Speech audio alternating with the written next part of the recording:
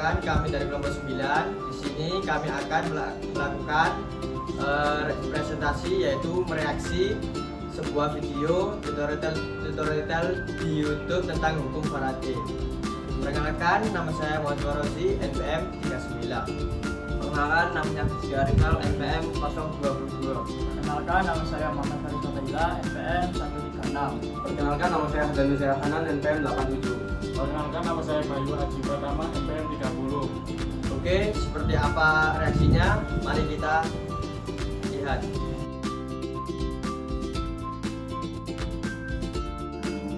Nah, yang pertama yaitu pengertian hukum Faraday. Hukum Faraday adalah hukum yang menjelaskan tentang hubungan antara jumlah listrik yang digunakan dengan massa zat yang dihasilkan, baik di katode maupun anode pada proses elektrolisis. Hukum ini ditemukan oleh Michael Faraday, seorang ahli kimia dan fisika asal Inggris pada tahun 1834. Itulah mengapa hukum ini dinamakan hukum Faraday, sesuai dengan nama penemuannya. Hukum Faraday ini menjadi salah satu hukum yang memiliki sumbangsi yang besar terhadap kemajuan listrik. Hukum ini juga tidak hanya digunakan dalam ilmu kimia saja, tapi juga ilmu fisika. Oleh karena itu, ketika kamu mempelajari mata pelajaran fisika, kamu mungkin akan menemukan hukum ini. Bunyi hukum Faraday.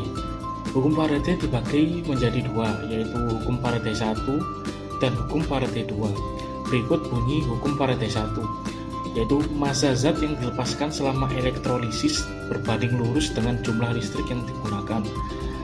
Sementara itu, hukum Faraday 2 berbunyi massa zat yang dilepaskan pada elektrolisis berbanding lurus dengan massa ekuivalen zat itu. Nah, yang selanjutnya secara hukum Faraday. Penemuan hukum Faraday bermula pada saat Michael Faraday berhasil menemukan pengaruh elektromagnetik di tahun 1831. Penemuannya ini dianggap sebagai penemuan monumental karena memiliki arti dan penting dalam pengertian teoritis tentang elektromagnetik yang dapat digunakan untuk sebagai penggerak arus listrik secara terus-menerus, seperti yang diperagakan oleh Michael Faraday sendiri.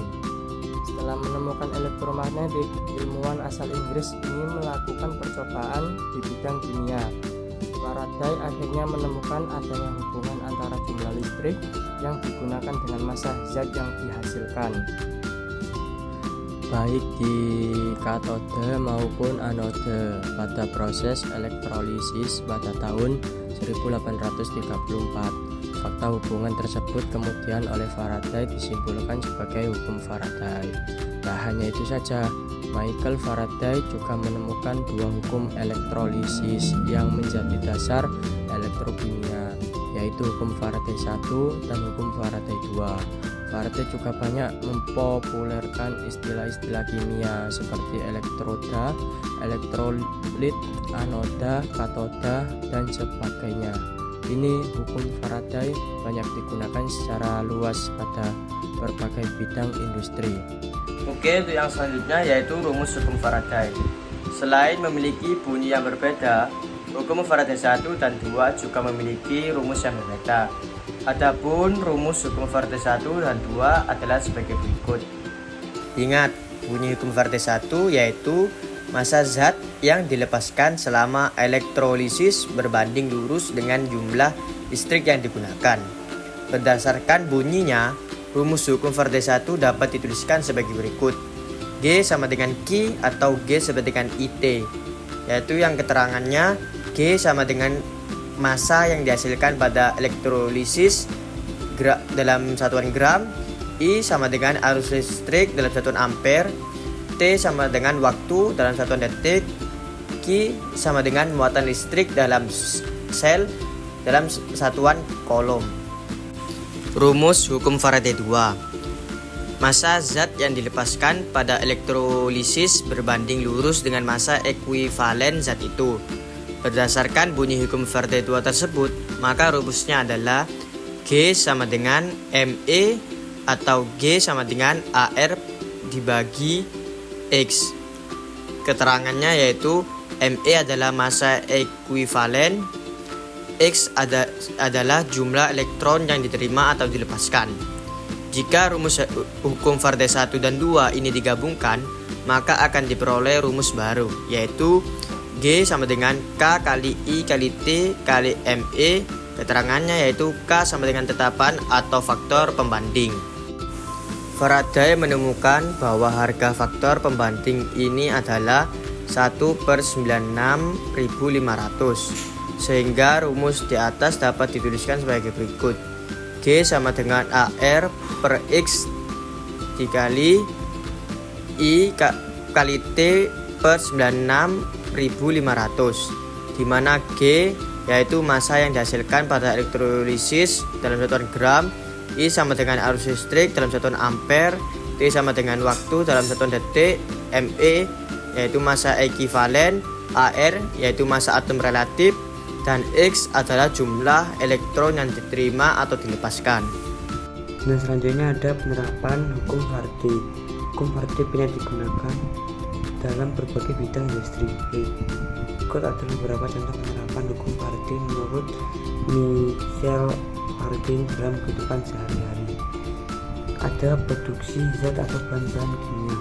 Zat atau bahan-bahan kimia sering digunakan dalam industri, laboratorium maupun dalam kehidupan sehari-hari. Ternyata banyak dihasilkan melalui proses elektrolisis, contohnya pembuatan gas oksigen, hidrogen atau gas klorin di laboratorium.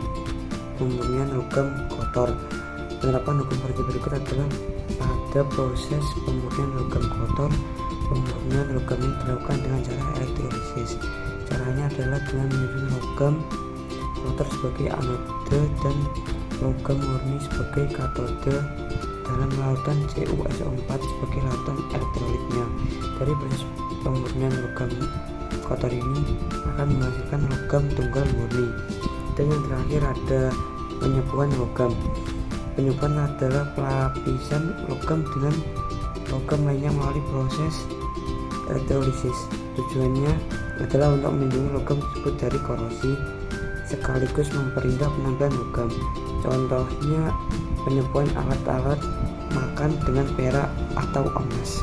Kita punya 2 soal untuk dibahas, yaitu yang pertama, hitunglah massa tembaga yang dihasilkan jika arus listrik sebesar 10 ampere dialirkan selama 9500 detik ke dalam larutan CuSO4 dan AR dari Cu nya itu 63,5. Lanjut kita ke soal yang kedua. Jadi untuk soal yang kedua yaitu berapa emas dan klor yang akan terbentuk jika arus listrik sebesar 10 ampere melewati larutan emas 3 klorida selama 6 menit, dan AR dari AU nya itu 196,73 dan ARCl nya itu 35,45. Dan itu ada 2 soal. Pembahasan soal yang pertama yaitu pertama kita buat reaksi pengendapan dari Cu, yaitu Cu2+ ditambah 2 elektron jadi Cu. Jadi muatannya pas ya, stabil, seimbang. Lalu kita masukkan ke rumus Me nya, yaitu AR dari Cu ini dibagi dari muatannya ini. Jadi AR per X dimasukkan, jadi AR nya Cu tadi berapa, 63,5 dibagi 2 dari muatannya itu ya, jadinya 31,75. Lalu kita masukkan ke rumusnya tadi, G sama dengan I kali T per 96.500 dikali ME. Dan lalu kita masukkan semua angkanya, I nya tadi 10, T nya atau waktunya itu 9.500 detik. Terus kita masukkan ME nya jadi 31,75. Lalu kita hitung dan hasilnya adalah 31,75. Jadi massa tembaga yang dihasilkan adalah sebesar 31,75 gram, 31,75 gram. Dan untuk pembahasan soal kedua, massa ekuivalen AU adalah sebesar 196,73 per 3, jadinya 65,66 gram, dan massa ekuivalen dari Cl2 adalah 35,45 gram.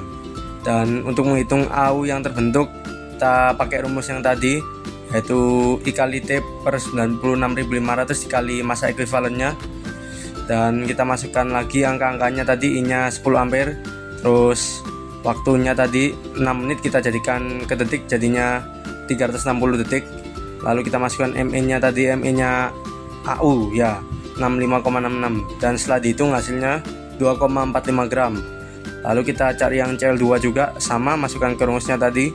I-nya kita masukkan 10, T-nya kita masukkan 6 menit atau 360 detik. Lalu kita Me-nya tadi kita masukkan yang punyanya Cl2 yaitu 35,45.